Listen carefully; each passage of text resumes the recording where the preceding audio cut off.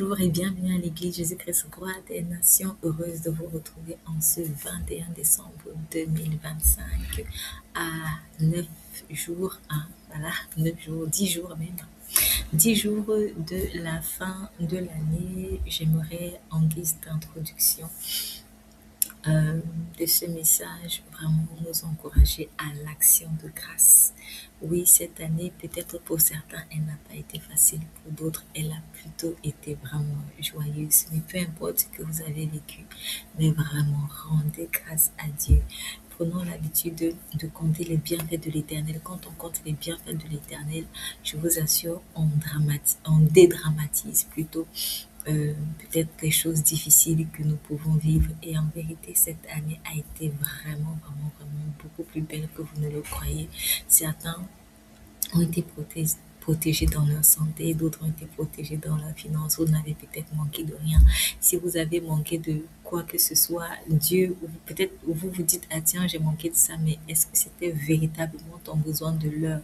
Dieu s'est occupé de toi. Tu respires encore. Il y en a qui, au moment où je parle, sont en train d'expirer, sont en train de quitter ce monde. Peut-être même il y en aura qui vont quitter ce monde encore le 31 décembre, donc ils ne verront même pas 2026. Et toi, tu as la grâce de pouvoir encore respirer aujourd'hui. Dieu t'a protégé de tellement de choses dont tu es conscient, de choses dont tu n'es pas conscient. Dis-lui vraiment merci. Et toutes circonstances concourent au bien de ceux qui aiment Dieu. Pour toi qui as donné ta vie à Jésus-Christ, sache que vraiment ce que tu es en train de traverser, c'est en train de concourir en ton bien. Peut-être que ce que tu appelles malheur, en réalité, c'est la protection de Dieu. Et justement, en parlant donc de malheurs, de circonstances pas faciles, nous allons voir aujourd'hui notre septième partie sur les portes de Jérusalem. Donc, nous avons entamé, je rappelle encore, depuis plusieurs semaines déjà, une série sur les portes de Jérusalem avec pour texte de référence le livre de Néhémie chapitre 3. Voilà, donc aujourd'hui, nous voyons la porte du fumier. La semaine précédente, nous avons terminé la porte de la vallée que nous avons fait en 2 épisodes. Aujourd'hui, donc, nous voyons la porte du fumier. Je vais lire Néhémie 3, versets 13 à 14. Ils firent de plus, c'est un extrait, ils firent de plus 1000 coudées de mur jusqu'à la porte du fumier. Malkija, fils de Rekab, chef du district de Beth Akérim, répara la porte du fumier. Il la bâtit et en posa les bâtons, les verrous et les barres. Amen. Donc, en fait, dans la première partie de cet extrait que je n'ai pas lu, on parle de certains Israélites qui ont construit et rebâti la porte de la vallée que nous avons vue la semaine précédente et la semaine d'avant. Donc, on dit que ils ont fait plus de 1000 coudées de mur jusqu'à la porte du fumier. Voilà, donc c'est-à-dire qu'ils ont construit la porte de la vallée et puis ils ont fait 1000 coudées de mur comme ça jusqu'à jusqu'à la porte du fumier. Et il y a d'autres personnes donc, qui ont pris la relève pour pouvoir construire cette fameuse porte du fumier. Donc, alors, la porte du fumier, situation géographique, elle se trouve au sud de la colline occidentale. Elle se trouve au sud de la colline occidentale, entre la porte de la vallée et la porte de la fontaine ou la porte de la source que nous verrons la prochaine fois. Ça, vous le voyez dans le verset 15 de Néhémie chapitre 3. Donc, en tout cas, pour faire encore plus simple, entre la porte du fumier, vous avez donc la porte de la vallée et la porte de la source. Donc, je pense qu'il y a une suite logique. Quand on commence, en fait, par la vallée, on continue avec le fumier. C'est à peu près la logique d'ailleurs du message d'aujourd'hui. Le fumier, c'est quoi? Le fumier, c'est quoi? Ben, le fumier, on le sait, bon, si vous ne le savez pas, vous allez l'apprendre aujourd'hui, mais c'est un mélange. C'est un mélange de litière, par exemple de la paille, du fourrage, et d'excréments d'animaux d'élevage qui est utilisé généralement comme de l'engrais. Donc, c'est quelque chose qui sent pas très bon. Ça sent pas très bon. Ça peut même être rebutant. Mais voilà, on l'utilise pour l'agriculture. Donc, on a un mélange de paille, de fourrage, etc., avec des excréments d'animaux d'élevage en particulier. Et dans le livre de Luc, chapitre 13, versets 6 à 9, le Seigneur Jésus enseigne au sujet en fait d'un figuier qui ne produisait pas de fruits. En fait, c'est une parabole.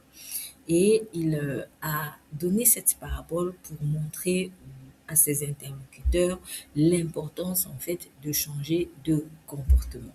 Donc nous allons lire ensemble Luc chapitre 13, versets 6 à 9. Il dit aussi cette parabole, je lis dans la version seconde 1910, il dit aussi cette parabole. Un homme avait un figuier planté dans sa ville. Il vint pour y chercher du fruit et il n'en trouva point. Alors il dit au vigneron, voilà 3 ans que je viens chercher du fruit à ce figuier et je n'en trouve point. Coupe-le, pourquoi occupe-t-il la terre inutilement? Le vigneron lui répondit, Seigneur, laisse-le encore cette année. Je creuserai tout autour et j'y mettrai du fumier. Peut-être à l'avenir donnera-t-il du fruit, sinon tu le couperas. Amen. Alors, je veux rappeler encore ceci. Peut-être pour quelqu'un qui n'a pas écouté les premiers épisodes. En fait, quand on parle des portes de Jérusalem, en fait, il faut voir la Jérusalem là comme toi, comme moi, comme ton prochain. Nous sommes la Jérusalem de Dieu. C'est comme si en fait nous sommes sa ville. Et dans cette ville, ben, il y a plusieurs portes. Ou alors, pour faire plus simple, imagine que tu sois un palais. Tu es le palais de Dieu parce que tu es le temple du Saint-Esprit de Dieu, en principe. Et en tant que palais, eh bien, tu as plusieurs portes parce qu'un palais, c'est très grand. Un palais n'a pas qu'une seule porte ou qu'une seule fenêtre. C'est une chose au monde gigantesque. Donc, tu as plusieurs portes. Et ces différentes portes-là ont une symbolique. Ce sont des portes d'accès de Dieu dans ta vie. Donc, en fait, tu es le palais de Dieu. Donc, ce palais-là, il lui appartient. Et dans ce palais, il peut entrer, il peut sortir comme il veut. Donc, c'est comme chez toi, quand tu as le chez toi, si tu as un chez toi. Mais en tout cas, euh, oui, je veux faire vraiment une parenthèse, un petit clin d'œil parce que je sais qu'il y a des personnes qui ont vraiment des difficultés et peut-être que vous n'êtes pas chez vous, mais ou alors vous vivez peut-être chez quelqu'un et voilà, vous entrez par une porte, voilà. Donc, s'il n'y a pas de porte, tu peux pas entrer en fait chez cette personne chez qui tu vis. Tu peux pas entrer chez toi. Donc, de la même manière, en fait, Dieu a établi des portes dans ta vie. Mais chaque porte a une symbolique. C'est comme dans la maison, tu as peut-être la porte principale, tu as la porte de derrière, tu as la porte du garage. Voilà, c'est à peu près cela. Donc, la porte du fumier, elle représente quelque chose de particulier dans ta vie et c'est ça que nous allons voir donc aujourd'hui. Donc, quand on parle de ce figuier qui ne portait pas du fruit, on voit que le vigneron dit, laisse-le encore Seigneur cette année, je creuserai tout autour et j'y mettrai du fumier. Euh, Normalement, quand on plante quelque chose, quand je sais pas, tu plantes peut-être ton noyau d'avocat, c'est pour avoir ton avocatier. Tu t'attends à ce qu'il produise du fruit. Voilà, donc, voilà une personne qui a planté un figuier dans une vigne. Eh bien, malheureusement, après 3 ans, il ne voit rien. Eh bien, il est un peu agacé. Il s'est dit, eh bien, il faut s'en débarrasser parce que pourquoi il occupe inutilement la terre? Autant mieux planter autre chose qui va porter du fruit. Et là, on a un vigneron qui lui dit non, ne le fais pas encore, ne le fais pas encore, laisse-le encore cette année. En gros, laisse-le encore une chance. Voilà. Et je vais creuser autour et je vais mettre tout autour de cette trou que j'ai fait du fumier. Et peut-être que il portera du fruit. Si même dans ce cas, il ne porte pas de fruit, alors tu pourras le couper. Eh bien, le propriétaire, en fait, le monsieur qui a planté le figuier, ça représente Dieu. Le vigneron, ça représente Jésus-Christ. Et le figuier, ça peut être n'importe qui, ça peut être moi, ça peut être toi, ça peut être un tel. Donc, quand Dieu, en fait, t'a planté quelque part, quand Dieu t'a placé quelque part, c'est pour que tu puisses porter du fruit. Quand Dieu t'a établi dans cet endroit, c'est pour que tu puisses porter du fruit. Le Seigneur va prendre soin de toi. Il va t'enseigner, il va te consoler, il va faire tout ce qui est en son pouvoir pour que tu puisses porter du fruit. Il va faire tout pour te mettre dans des conditions appropriées pour que tu puisses porter du fruit. Malheureusement, nous ne sommes pas en fait des figuiers au sens propre du terme. Nous sommes des êtres humains.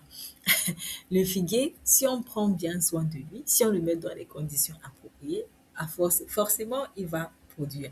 Mais nous, êtres humains qui avons le libre arbitre, on peut choisir soit d'obéir, soit de ne pas obéir, soit de porter du fruit, soit de ne pas porter du fruit. On peut choisir d'être docile au vigneron, comme on peut choisir aussi de résister à l'action du Saint-Esprit, du vigneron.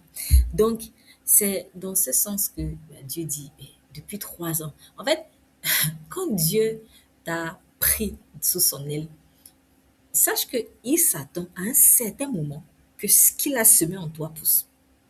Donc, nous, on se dit qu'on a tout notre temps, la vie est belle et autre, voilà, Dieu est patient. Dieu est patient, mais un jour Jésus reviendra et il viendra chercher son église. Et il vient chercher une église sans tache, sans ride. Il vient chercher des vierges qui ont leur lampe jusqu'au bout. Donc, tu ne peux pas en fait prendre tout ton temps. Tu ne peux pas te dire que je vais rester comme ça indéfiniment. C'est très, très, très, très dangereux. C'est vraiment très, très dangereux. C'est un manque de respect en fait même pour Dieu. Parce que c'est de l'ingratitude. C'est de l'ingratitude. Il t'a sauvé de la mort. Il t'a sauvé d'une situation de détresse. Et maintenant, il veut investir en toi pour que tu puisses vraiment porter du fruit, pour être une bénédiction aussi pour les autres. Et toi, tu n'en fais qu'à ta tête. Bon, ça, c'est pas très, très gentil, ça. Donc, il faut pas se dire que tu as tout ton temps. Par exemple, dans cette histoire, le vigneron parle de 3 ans. Je pense que ça devrait vraiment nous enseigner.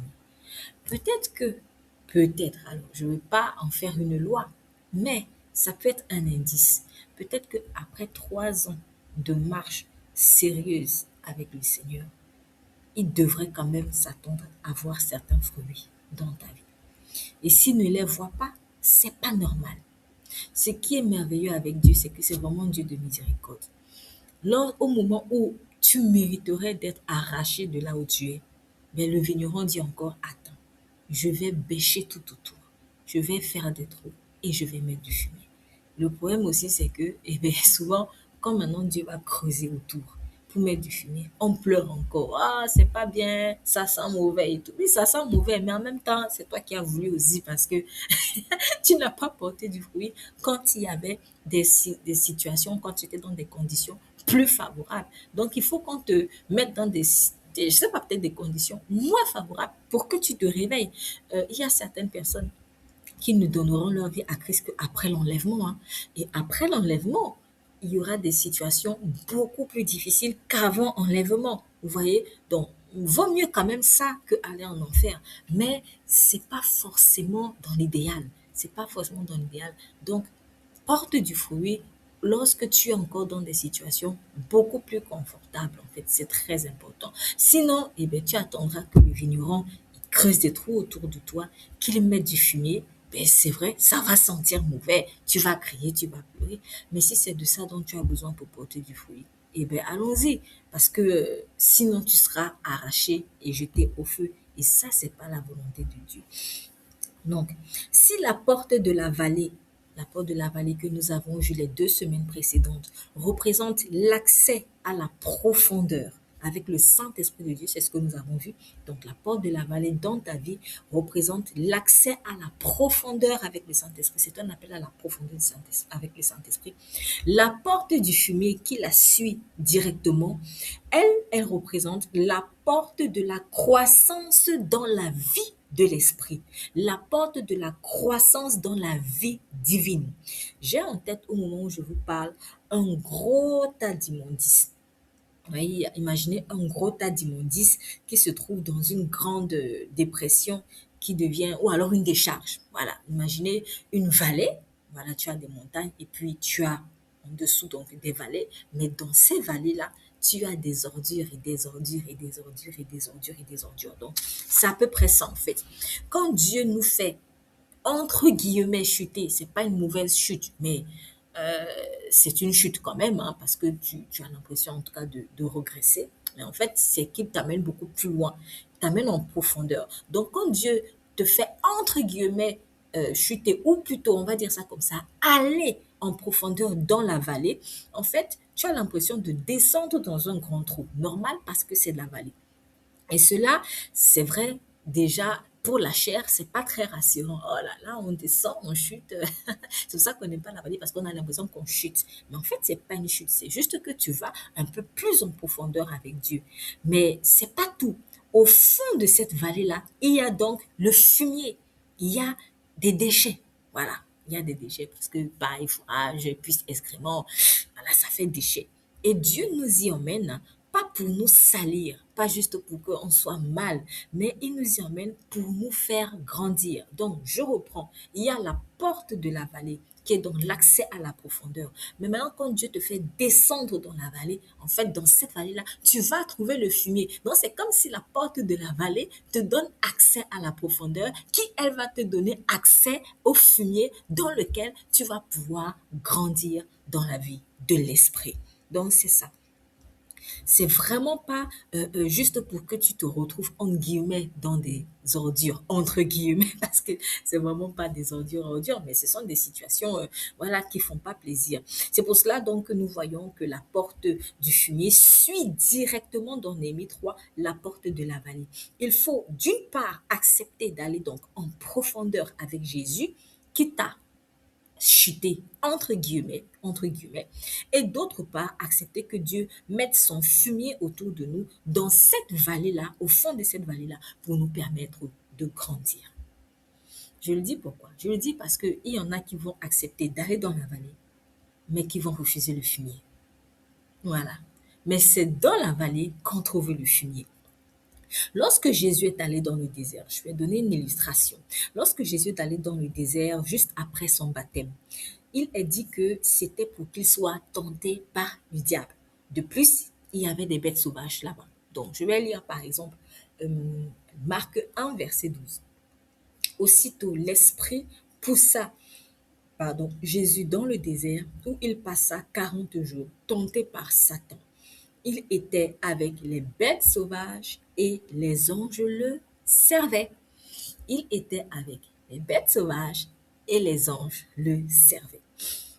Donc, Jésus va dans le désert et dans ce désert-là, il y a des bêtes sauvages et il y a Satan aussi là-bas. Mais il y a des anges aussi qui le servent. Euh, En méditant dessus, je suis tombée sur un article qui datait de décembre 2022. Et cet article parlait du tourisme, en fait, qui aurait transformé une montagne dans l'Himalaya. Donc, une montagne en poubelle. Et on voit dans cet article des photos de décharges. Les décharges dont l'une était, je cite, envahie par des chiens sauvages, agressifs et affamés, rendant l'accès au site particulièrement dangereux. Je reprends dans cet article, en fait, j'ai pas noté l'auteur, c'est bon, voilà, mais dans cet article, c'est écrit euh, ces décharges-là, enfin, l'une de ces décharges est envahie par des chiens sauvages, agressifs et affamés, rendant l'accès au site particulièrement dangereux. En fait, cela m'a fait penser à Jésus. Cela m'a fait penser à Jésus qui était dans ce désert-là avec des bêtes sauvages, comme si, en fait, chaque fois que il y a une vallée, il y aura toujours des bêtes sauvages. C'est comme si chaque fois qu'il y a une vallée, il y aura au fond de cette vallée des bêtes sauvages. Pourquoi? Parce que en fait, elles sont attirées par le fumier. Ces bêtes sauvages sont attirées par le fumier qui se trouve dans la vallée. Elles sont attirées par les immondices qui se trouvent dans cette vallée-là. D'ailleurs, n'oublions pas, hein, quand on parle de fumier, on parle quand même d'excréments d'animaux. Bon, après, c'est des animaux domestiques. Mais bon, c'est pas le plus important ici. Ce sont quand même des excréments d'animaux. Euh, donc, je reprends en fait, c'est comme si lorsqu'on parle de vallée, il faut s'attendre à trouver au fond de cette vallée des bêtes sauvages qui elles-mêmes sont attirées par le fumier ou les immondices qui sont dans cette vallée. Dans Marc chapitre 1, verset 12 que je viens de lire, le désert ici, pour Jésus, représentait sa vallée. Voilà, ça représentait sa vallée. Le fumier était représenté ici, pour ma part, par Satan et les bêtes sauvages. Donc, il est allé dans la vallée, au fond de cette vallée, ce qui était le désert. Donc, la vallée, pour lui, ici, le désert, c'était la vallée. Au fond de cette vallée, il y avait Satan et les bêtes sauvages. Voilà, c'est comme ça. En principe, le fumier, euh, lui, il nous sert d'engrais. On l'a dit, il nous sert d'engrais. Certes, il ne sent pas bon, parce qu'on parle quand même d'excréments, de litières et plein de choses, de détritus en tout cas. Mais c'est ce dont nos plantes ont besoin pour pouvoir grandir. C'est ce dont nos plantes ont, c'est ce dont le sol a besoin pour être fertilisé. Le fumier, donc, permet d'améliorer la structure du sol, il aide à maintenir sa porosité, il aide à améliorer sa capacité de rétention en eau, parce que les plantes auront besoin d'eau pour pouvoir aussi grandir de manière générale. Le fumier sert à entretenir et à enrichir le sol, ce qui est important pour la nutrition des végétaux qui sont cultivés. Voilà. Lorsque le vigneron, lorsque le vigneron dans Luc chapitre 13 dit au propriétaire de la vigne agacé par l'improductivité de son figuier qu'il creusera autour, tout autour, et il mettra du fumier. En fait, il est en train de dire ceci: je le conduirai dans la vallée, donc c'est ça, creuser tout autour pour avoir des trous, une certaine profondeur, et je le placerai dans du fumier, c'est-à-dire je le conduirai à la porte du fumier où il sera éprouvé par Satan et des bêtes sauvages. Voilà. Les bêtes sauvages, les bêtes sauvages déchirent la chair pour la manger. Avant d'aller plus loin, j'ai envie de reprendre peut-être pour quelqu'un qui n'a pas bien saisi euh, mon propos de tout à l'heure. Quand le vigneron, dans Luc 13, quand le vigneron dit au propriétaire de la vigne, ou alors quand Dieu dit, quand Dieu le Père, Dieu dit à Dieu le Fils, euh, à quoi sert ce figuier en fait? Il faut le retirer parce que il ne porte pas du fruit. Depuis 3 ans que je l'ai placé là. Eh bien, Dieu le Fils dit ceci: Père, attends, je vais creuser tout autour et je vais mettre du fumier. Peut-être qu'ainsi il portera du fruit. En fait, Jésus est en train de dire, je vais conduire cette personne, ce figuier-là, dans la vallée. Et là-bas, je vais placer cette personne dans du fumier. Peut-être que comme ça, elle va porter du fruit. C'est ça qu'il est en train de dire. Donc, ce fumier-là, c'est pour le Seigneur Jésus, en tout cas, qui était dans le désert, c'est Satan et les bêtes sauvages. Mais ça peut aussi être, enfin, même pas que ça peut, parce que si tu suis Christ, tu vas vivre ce que Christ a vécu. Donc, les bêtes sauvages, pourquoi des bêtes sauvages? Euh, c'est pas que Dieu veut te livrer à un danger. Non, Dieu ne t'expose pas au danger comme ça. Mais les bêtes sauvages, elles ont leur utilité. Malgré elles, hein, parce qu'elles ne te veulent pas du bien. Même Satan, il ne te veut pas du bien. Mais Dieu est au contrôle de toutes choses. Et il est le Tout-Puissant. Il peut se servir même de tes ennemis, en fait, pour pouvoir produire en toi quelque chose de bon. Les bêtes sauvages, elles déchirent la chair.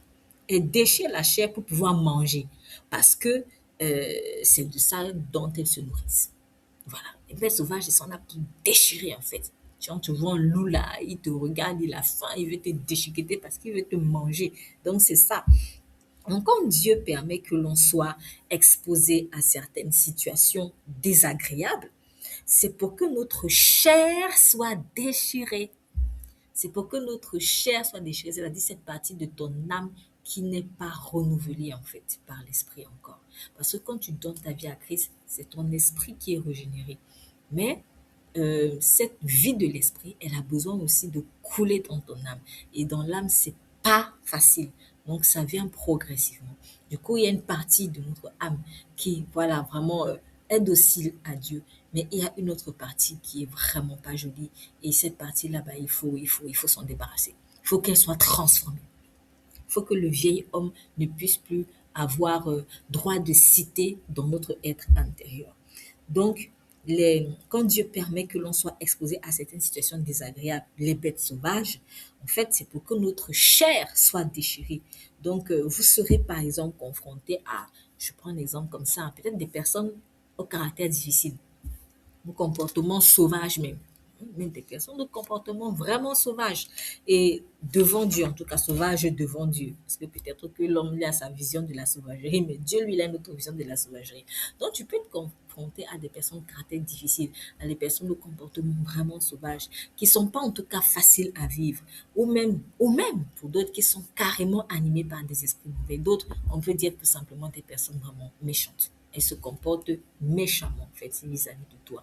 Mais tout cela a pour but, en fait, de nous faire mourir à nous-mêmes, de faire mourir notre chair, cette partie de notre âme qui elle-même aussi est méchante, qui elle-même aussi est méchante, parce qu'il n'y a pas deux, il n'y a pas, pardon, un côté neutre devant Dieu, où c'est bon ou c'est mauvais. Voilà. Et ce qui est bon, c'est ce qui a été renouvelé par l'Esprit. Ce qui est mauvais, c'est ce qui n'a pas encore été renouvelé par l'Esprit. Donc, peut-être qu'en donnant ta vie à Christ, il commence à avoir vraiment du bon en toi, mais il y a encore quand même du mauvais. Peut-être que toi, tu vois pas ça mauvais, ou que le monde estime même que c'est pas mauvais, mais devant Dieu, c'est mauvais. Pourquoi? Parce que ça n'a pas été régénéré encore par son esprit. Donc, je reprends toute cette situation difficile, ou ces personnes au caractère difficile, ou ces personnes méchantes, en fait, elles ont pour but de nous faire mourir à nous-mêmes, de faire disparaître la chair en nous, afin que Christ grandisse en nous. Il faut que je diminue et que lui, il croisse, avait dit Jean-Baptiste. Donc, en fait, c'est pour que ta chair diminue et pour que Christ, il puisse grandir. C'est ça le but du fumier, représenté ici, même par des personnes au caractère difficile. Ça me fait penser à un traitement médical particulier avec des sangsues. Bon, voilà. Peut-être que pour ceux, je pense que beaucoup de personnes savent cela, mais j'ai appris qu'il y a un traitement médical assez particulier qu'on fait avec l'utilisation de sangsues dites médicinales pour aider la réparation des tissus endommagés à la suite d'une greffe ou d'une chirurgie plastique. Et a priori, les morceaux de sangsues, ça fait mal, hein. A priori, les morceaux de sangsues, ça fait mal. Les sangsues, elles sont là, elles sucent ton sang. D'ailleurs, il y a une parole qui dit la censure n'a que deux filles, donne, donne. Donc, c'est pas quelque chose de sain, à vrai dire. Quand on dit que quelqu'un se comporte comme une censure, c'est-à-dire il bouffe l'énergie, te bouffe l'énergie, te bouffe l'énergie. C'est pas bon, en fait. C'est pas bon. Donc, a priori, les morsures de censure, ça fait mal. D'ailleurs, une censure, c'est pas très agréable. C'est pas très agréable. Et en plus, je l'ai dit, elles sucent le sang. Donc, cependant, dans la manière dont elles sont employées en médecine, je dis bien en médecine, dans la manière dont elles sont employées en médecine, on les place uniquement dans la partie du corps où on a besoin d'améliorer ta circulation sanguine. Par exemple, si tu as subi une greffe et que ben, à un moment donné, ça commence à... Bref, ça tient pas, on va mettre les sangsues. Si j'ai bien compris, hein, désolé si j'explique pas bien, c'est pas ma spécialité, mais je vais dire les choses telles que j'ai compris le plus simplement possible. Si par exemple tu as subi une greffe et que ben, peut-être que les tissus commencent à, bref, que ça tient pas, donc la partie qui a été greffée, si c'est par exemple là, ça a été greffé, ça commence à noircir, à mourir, bref, on sent que le sang ne circule pas très bien ici. Donc, on va mettre donc des sangsues et une fois que les sangsues ont terminé donc d'aspirer le sang sur la partie malade ou la partie fragilisée et que cette partie donc reprend vie en redevenant normale, on se débarrasse des sangsues. Donc, je ne dirais pas que c'est du mauvais sang, mais ça me fait repenser à cette parole un jour que Dieu m'avait donnée en disant que bon, parfois il permet en fait des blessures, des offenses pour enlever en nous le mauvais sang au sens spirituel du terme parce que c'est le sang de Jésus qui doit couler en nous. Mais quand on n'est pas vraiment docile avec le Seigneur Jésus-Christ, il y a une lutte. Il y a le sang de Jésus qui veut prendre plus de place en nous et nous il y a notre sang chaud là qui veut lui prendre aussi comment on dit, qui réclame encore quelque chose. Non, non, non, non. Notre sang charnel souillé là, il doit partir, il doit mourir. Et pour ça, s'il le faut, Dieu va envoyer des sanctions. Il va envoyer des sanctions. Ces sanctions-là, elles vont aspirer ton mauvais sang. Et après, le sang de Jésus-Christ donc va pouvoir prendre plus de place. Voilà, bon, j'espère peut-être que cet exemple il parlera à d'autres personnes. Donc, c'est la même chose que Dieu fait avec nous. Voilà, c'est la même chose avec, par rapport aux censures. C'est la même chose. Certaines situations ou même certaines personnes au caractère difficile sont utilisées par Dieu en notre faveur comme des censures pour aspirer le mauvais sang, le sang du péché qui ne veut pas laisser le sang de Christ prendre plus de place en nous. Et ces circonstances douloureuses aspirent en réalité notre chair. En fait, c'est pas que on vient te faire du mal pour te faire du mal. Mais en fait, ces situations difficiles viennent là pour aspirer ta chair. Voilà, ces personnes, même au caractère difficile, si c'est peut-être c'est sur le plan relationnel, c'est pas, ça peut ne pas être sur le plan relationnel que vous pouvez ressentir le fumier, peut-être, mais si c'est sur le plan relationnel, en réalité, ces personnes au caractère difficile, malgré elles, elles ne savent même pas ce qu'elles font, bon, elles déversent leur méchanceté, mais en réalité, elles vont agir si tu te laisses faire par Dieu. Elles vont agir en fait ta chair. Pardon, elles vont agir sur toi en aspirant ta chair. Et à la fin, vraiment, tu es libéré et un autre fruit de l'esprit pousse en toi. Donc, ces circonstances douloureuses aspirent en réalité notre chair et une fois que le traitement est terminé, Dieu nous libère. Voilà. C'est vraiment comme en médecine avec les sangsues. Une fois qu'elles ont fini leur travail, on les prend, on s'en débarrasse. Voilà. Donc, une fois que tu as compris la leçon, une fois que le fruit de l'esprit a poussé en toi, eh bien Dieu, il te sort en fait de ce désert-là. Bon, si c'est sur le plan relationnel et que c'est nécessaire, voilà, Dieu va permettre ou même provoquer une séparation. Voilà, comme ça, parce que il est aussi écrit, le joug de la méchanceté ne pèsera pas longtemps sur le lot du juste. Voilà, donc tu ne peux pas, ça ne sert à rien de mettre des censures sur toi s'il n'y a plus rien à traiter, si tout est déjà guéri ou restauré. Donc, Dieu nous libère et quand il nous libère, nous-mêmes, on peut constater que la partie de notre être qui était endommagée est complètement guérie. Donc, Christ a commencé à régner dans cette partie de notre être qui était encore sous le joug de la chair. Je donne un autre exemple. Si vous êtes une personne qui a toujours tendance à se défendre, à ne pas se laisser faire, ben Dieu peut vous mettre autour de personnes tellement acariâtres que vous sentirez même submergé. Et là, soit vous persistez dans le mal en renforçant votre mauvais caractère, c'est pas bon, soit vous capitulez en devenant plus humble tout en laissant Dieu lui-même faire justice. Voilà. Si vous êtes une personne, par exemple, paresseuse, allez, on va dire paresseuse, Dieu peut permettre une situation inconfortable qui va vous pousser à devenir diligent. Si vous êtes rancunier, Dieu pourra permettre que plusieurs personnes vous blessent afin d'exercer votre cœur à pardonner 7 fois, fois 70 fois, fois 77 fois, comme il le dit. Bref, toutes ces situations désagréables, c'est le fumier, en fait, qui vous pousse à grandir. Donc, à ne pas confondre avec des attaques spirituelles qui viennent pour vous empêcher d'obéir à Dieu. Attention, c'est pas pareil parce que il y a le fumier de Dieu, mais il y a aussi le fumier du diable qui est là pour t'empêcher en fait vraiment de faire l'œuvre de Dieu, de vivre ce que tu dois vivre avec Dieu. C'est pas de ça dont on parle ici. Quoi qu'il en soit, même si c'était Satan qui envoie ses attaques, parce que tu es vraiment en train d'obéir à Dieu. Je veux prendre le cas de Daniel. C'est pas Dieu qui a voulu que Daniel se retrouve emprisonné dans une cage à lion. Non, bah non. En fait, là, c'était le diable qui a vraiment utilisé des cœurs jaloux pour pouvoir faire disparaître Daniel. Mais quoi qu'il en soit, malgré lui, Satan peut être utilisé aussi par Dieu comme du fumier, en fait, en votre faveur. Pourquoi? Parce que Dieu est tout-puissant. Par exemple, c'était Satan qui avait attaqué Job. C'était pas Dieu qui avait attaqué Job. C'était Satan qui avait attaqué Job pour le pousser à renier Dieu. Mais Dieu a laissé faire pour se révéler d'une manière plus glorieuse à son serviteur. Job 42, verset 5, c'est Job qui dit, mon oreille avait entendu parler de toi, mais maintenant, mes yeux, mon œil t'a vu. Vous voyez? Donc, Satan ici, malgré lui, a servi finalement de fumier pour vraiment propulser spirituellement Job. De même, au sujet d'un frère chrétien qui persistait dans le péché, l'apôtre Paul avait dit ceci, je cite dans 1 Corinthiens 5, verset 5, qu'un tel homme soit livré à Satan pour la destruction de la chair, afin que l'esprit soit sauvé au jour du Seigneur Jésus. Qu'un tel homme soit livré à Satan pour la destruction de la chair, afin que l'esprit soit sauvé au jour du Seigneur Jésus. Bon, cet homme, en fait, il avait pris la femme de son père avec qui il vivait et l'Église n'avait rien dit, quoi. Au contraire, même, il s'enorgueillissait de ce que, ils ont des dons spirituels. Ouais, ici, là, on a des dons spirituels et tout ça. Mais en fait, eux, ils focalisaient sur la manifestation de dons spirituels alors qu'il y avait du péché. En fait, dans l'église, c'est quelque chose vraiment de très grave. Tu prends la femme carrément de ton père et tu viens avec elle en concubinage normal, quoi.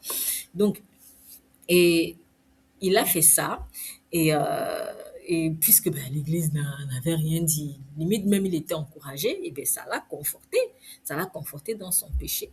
Donc nous voyons à plusieurs reprises comment Dieu livrait son peuple à ses ennemis quand il devenait rebelle. Lisez l'Ancien Testament, vous allez voir quand Israël commençait à se détourner de Dieu, ben, parfois ben, Dieu il est livré à leurs ennemis et puis ils étaient pillés, il y avait la guerre, etc. Et puis ils revenaient encore à Dieu. Et quand ils revenaient à Dieu, et ben Dieu les délivrait de leurs ennemis. Donc, une fois que le peuple donc se repentait, Dieu envoyait la délivrance et la restauration. Le diable, c'est l'ennemi de nos âmes. C'est l'ennemi de nos âmes.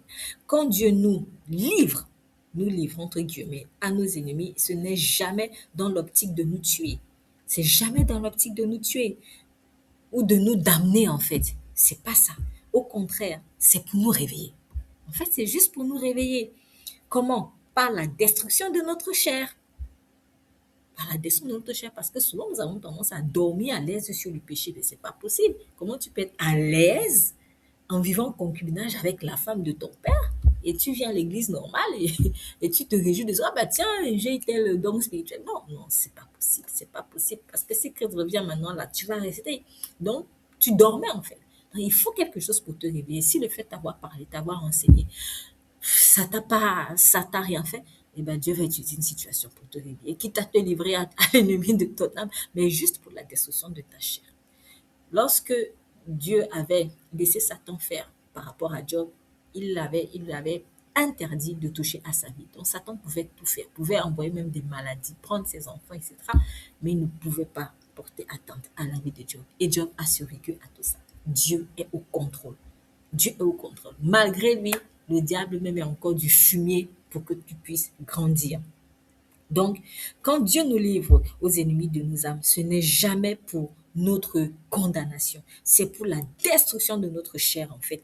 Ici, je viens prendre le cas d'une personne qui était particulièrement rebelle à Dieu, hein. Je prends le cas d'une personne qui était particulièrement rebelle à Dieu et à qui l'on souhaite qu'elle soit livrée à Satan pour la destruction de sa chair en fait. En tout cas, comme Paul dit, qu'un tel homme soit livré à Satan. Donc, en fait, vraiment, il faut qu'un tel homme qui soit livré à l'ennemi de son âme, juste pour que sa chair soit délivrée, afin que son esprit soit sauvé au jour du Seigneur. Mais comme dans le cas de Job ou de Jésus dans le désert, Dieu peut permettre qu'on soit dans une certaine mesure confronté à des attaques sataniques qui auront pour effet, malgré elles, de nous élever, de nous rendre plus forts. En fait, je reprends. Dans le cas de 1 Corinthiens 5, en fait, Paul souhaite que la personne soit livrée à Satan pour que sa chair soit détruite. Pourquoi? Parce qu'elle, elle a été rebelle à Dieu. Mais dans le cas de Job, par exemple, ou dans le cas de Jésus dans le désert, c'est pas qu'ils étaient rebelles à Dieu, mais ils ont quand même été aussi confrontés à des attaques sataniques. Mais Dieu a aussi laissé faire, juste vraiment pour se glorifier. Somme 18, verset 34, il exerce mes mains au combat. Romains 8, verset 28, nous savons du reste que toute chose concourt au bien de ceux qui aiment Dieu, de ceux qui sont appelés selon son dessein. En fait, c'est pour dire que c'est pas parce que tu étais confronté à Satan que forcément tu étais rebelle comme cet homme dans 1 Corinthiens 5. Il y a des personnes vraiment même qui sont intègres avec Dieu, qui sont fidèles à Dieu, qui aiment vraiment le Seigneur, qui prennent plaisir à ses commandements, mais qui sont aussi confrontés à des attaques sataniques. Mais là, Dieu est en train d'exercer tes mains au combat. Et cette circonstance, je ne sais pas comment, mais elle va concourir à ton bien parce que Dieu dit dans Romains 8, 28 que toute circonstance, toute chose concourt au bien de ceux qui aiment Dieu, de ceux qui sont appelés selon son dessein. Donc, on ne va pas toujours chercher en fait la faute que tu as commise si tu te sens attaqué. Peut-être que si tu as commis une faute, ah oui, là, il faut te repentir, s'il te plaît, faut pas être malhonnête. Mais il peut aussi arriver qu'en fait, tu n'as rien fait, mais tu as attaqué. Job n'avait rien fait de mal de particulier, mais Dieu a quand même voulu vraiment se révéler à lui d'une manière particulière. Daniel n'avait rien fait en particulier, mais il s'est retrouvé dans une fosse au lion. Mais cela a permis que finalement tout Babylone puisse glorifier le Seigneur. Donc, toute circonstance va concourir à ton bien et à la gloire de Dieu. Euh, du coup, faut pas avoir peur du diable. Faut pas qu'on ait peur du diable. Quoi qu'il fasse, il sera malgré lui un instrument de Dieu pour nous propulser, car Dieu a la capacité de tourner le mal en bien. J'ai en pensée encore Mardoché, Esther et Aman.